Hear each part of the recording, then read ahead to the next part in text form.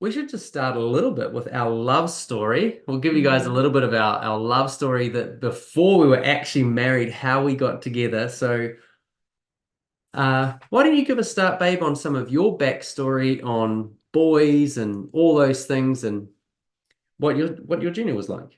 Well, I'll start with when I first met you. Oh, yes.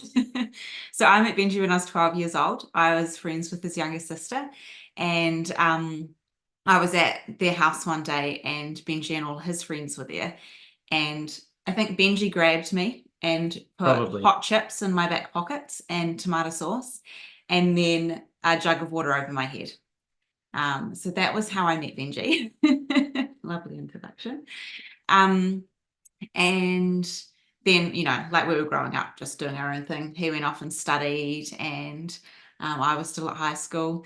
And but then fast forward to my last years at high school, and sort of when I was leaving, when I left high school, I was working at a Christian camp running holiday programs. And Benji was someone who had done a lot of outdoor training, was youth pastoring, someone who I knew was fun and did lots of leadership development type stuff. So I used to get him to come in and help me run games, just, yeah, leadership building, character building, those kinds of things. He's good at character building events.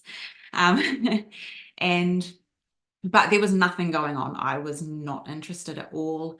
I grew up in the Dutch Reformed Church, which is quite a conservative church. I'd had a bunch of guys interested in me. Well, not a bunch, but a few, who had wanted to pursue me more.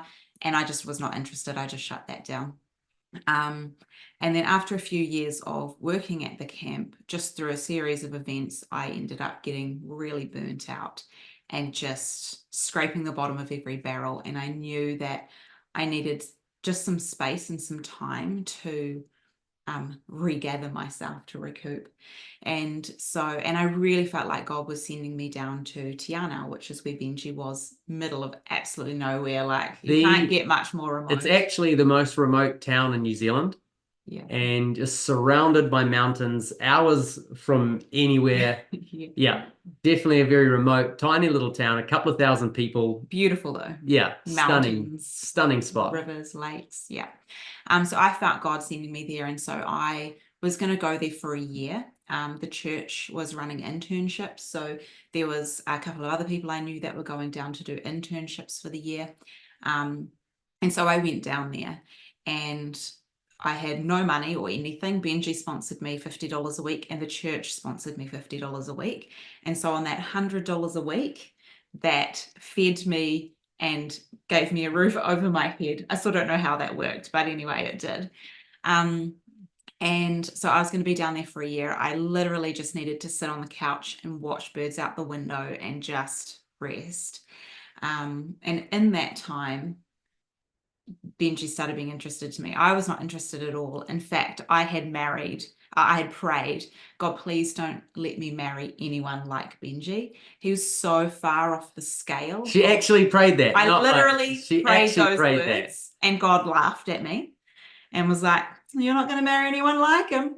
Um, but he was just so far off the spectrum of what I'd grown up in that is quite confrontational for my family, because he's so out there and my family is so not. Yeah. And so didn't even know that he was interested in me or anything like that. And I mean, it took a while to develop, right? Yeah, so I guess if anyone is new and some of you guys are jumping on and maybe meeting us for the first time. So if you haven't really met us, a proper introduction is we're Benji and Alana Alexander.